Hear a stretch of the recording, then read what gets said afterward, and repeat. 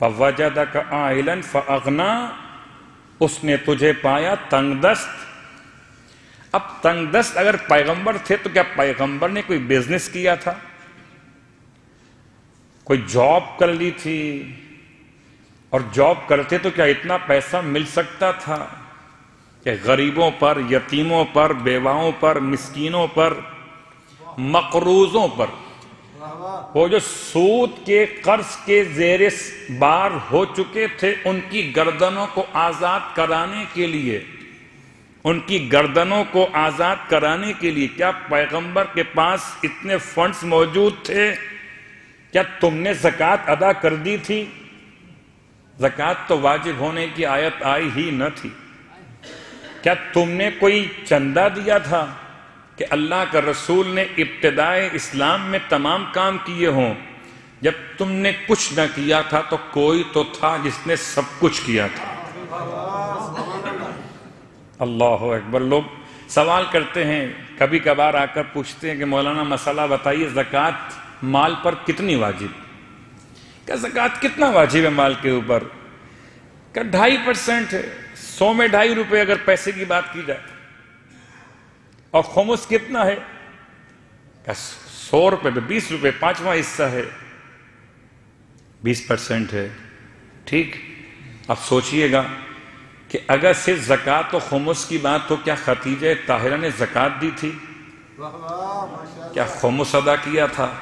تو کوئی یہ تو بتا دے کہ خمس ادا کرنے کے بعد، زکوٰۃ نکالنے کے بعد خدیجہ کے پاس تھا مال کتنا؟ تو آپ کی دولت کی 3 علامتیں۔ پہلی علامت کہ آپ کے تجارتی اونٹوں کی تعداد تھی 80,000۔ آج بہت آسان ہے کہہ دینا، شاید کوئی سمجھے کہ یہ مبالغہ آ رہی ہے۔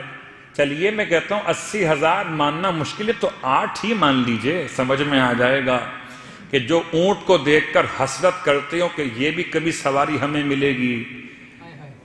یعنی آپ اگر اس بات کو محسوس کیجئے کہ سرکار جناب ابو طالب علیہ السلام نے جب اپنے اس شہزادے کے لیے، جس کے لیے آپ پریشان ہوئے کہ شادی کے ایام قریب آ رہے ہیں، میں بوڑھا ہو چکا ہوں، میرے اس بھتیجے کا کیا بنے گا، تو آپ نے 4 اونٹوں کی بات کی تھی کہ 2 اونٹ میں تمہیں دلوا دوں بار برداری والے، اور 2 اونٹ دلوا دوں سفر والے، اور تھوڑا تمہیں مال مل جائے تاکہ تم اپنا کاروبار شروع کرو، تاکہ تمہارے لیے رشتے کا انتظام کیا جائے۔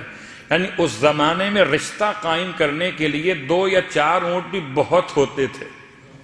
اس زمانے میں جناب خدیجہ طاہرہ کے مال کو لے جانے کے لیے لوڈر، مال اٹھانے والے کتنے تھے اونٹ؟ 80,000 اونٹ تھے، اور روایت ہے 80,000 اونٹ۔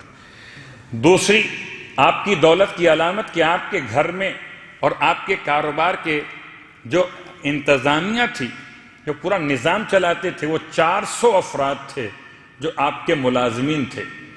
400 افراد اور 400 افراد کی فیملیز کہ جن کے لیے آپ کے یہاں سے تنخواہیں بانٹی جاتی تھیں۔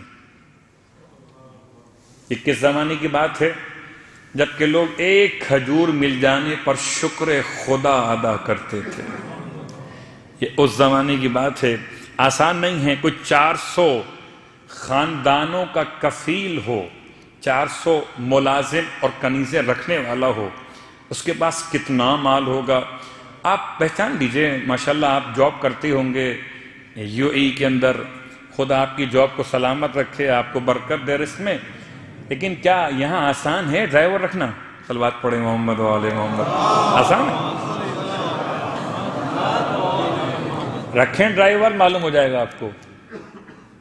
پھر گھر میں کام کرنے کے لیے بلائیے کسی کام کرنے والی خاتون کو، ملازمہ کو، معلوم ہو جائے گا مسئلہ کیا ہے۔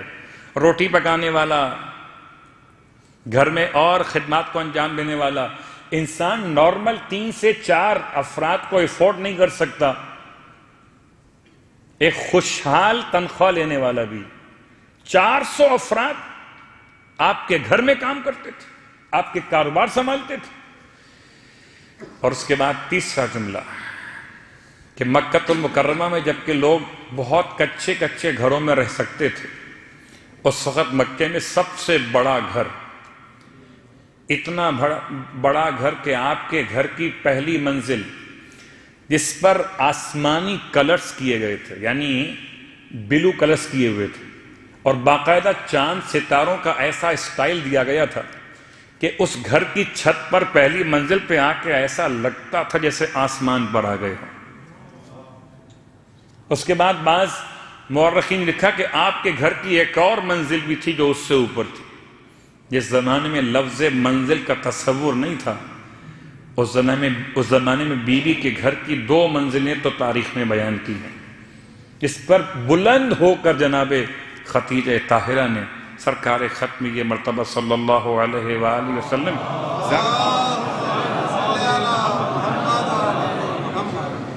یعنی میں یوں کہوں کہ اتنا بڑا گھر تھا کہ شاید ہمارا یہ امام بارگاہ، شاید آج کا کوئی ولا شارجہ میں، دبئی میں اتنا بڑا نہ ہو۔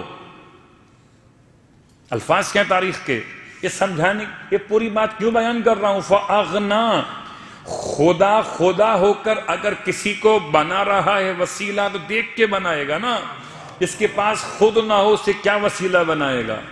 جو پیغمبر سے جیب خرچی بڑھانے کا مطالبہ کرتی ہوں وہ اور ہیں، اور جس کے مال کو خدا غنی مصطفیٰ قرار دے وہ اور ہے۔ ٹھیک، کتنا بڑا گھر تھا کہ اگر سارے مکے والے، جتنے مکے میں لوگ تھے، ایک وقت میں اگر سب کی دعوت کرنا چاہیں تو مہمان خانہ اتنا بڑا تھا کہ پورے اہل مکہ کی دعوت ایک وقت میں خدیجہ طاہرہ کے گھر میں ہو سکتی تھی۔ تو یہ 3 علامتیں جو بیان کی علماء نے، ایک اونٹوں کی تعداد، ایک ملازمین کی تعداد، اور ایک آپ کے گھر کی وسعت۔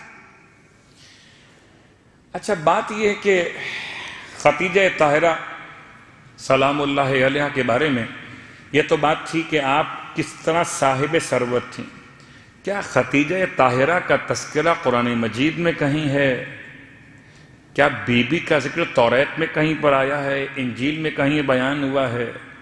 میں کہتا ہوں کیسے ممکن ہے کہ کتاب خدا ہو کوئی کتاب اور اس میں ذکر خدیجہ طاہرہ نہ ہو؟ کیسے ممکن ہے؟ جبکہ کتاب خدا توریت ہو تب بھی، انجیل ہو تب بھی، قرآن ہو تب بھی۔ قرآن میں تو بیان آپ کے سامنے آ گیا، سورہ والضحیٰ آیت نمبر 8۔ برادران اہل سنت کے معتبر علماء نے بھی اس آیت کو حوالے میں اس طرح بیان کیا کہ سرکار ختمی مرتبت کی تنگ دستی کو خدا نے دور اگر کیا ہے تو کہیں سے ایڈ نہیں آئی ہے، کسی ملک نے، کسی ادارے نے، کسی خفیہ ایجنسی نے پیغمبر کو ایڈ نہیں دی ہے۔ ایڈ کس نے دی ہے؟ خدیجہ طاہرہ سلام اللہ علیہا نے۔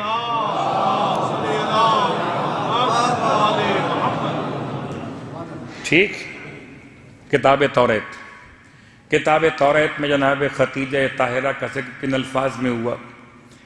الفاظ اس کتاب کے اس میں سفر خروج کے بعض فصلوں میں، یا بعض کہتے ہیں کہ کتاب توریت کے اصل الفاظ کے اندر بیوی کو یاد کیا، خدیجہ طاہرہ کو تشبیہ دی ایک ایسے دریا سے جس میں آب حیات رواں ہے۔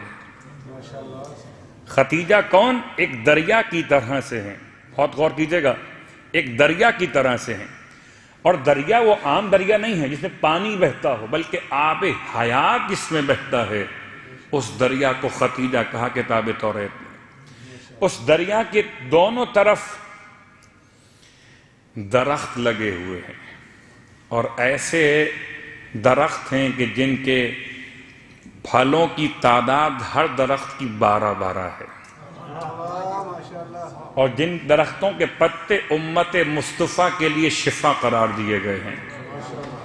کتاب توریت، خدیجہ طاہرہ کا تذکرہ۔ کتاب انجیل، جناب خدیجہ طاہرہ کو اس انداز سے یاد کیا گیا، جناب عیسیٰ علیہ السلام سے خدا نے ارشاد فرمایا کہ عیسیٰ تمہاری ماں کے ساتھ خدا اس کو رکھے گا، نسلہ مبارکۃ من امرأۃ، اس پیغمبر کی نسل مبارک ہوگی ایک خاتون سے، ایسی خاتون وہی ذرۃ امک فی الجنہ، جو تمہاری ماں کے ساتھ رہے گی جنت میں رفیقہ اور مصاحبہ بن کر۔ تو کتاب انجیل میں رفیقہ کہا گیا، کتاب توریت میں جناب خدیجہ کو آب حیات کا دریا۔ صلوات پڑھے محمد و آل محمد۔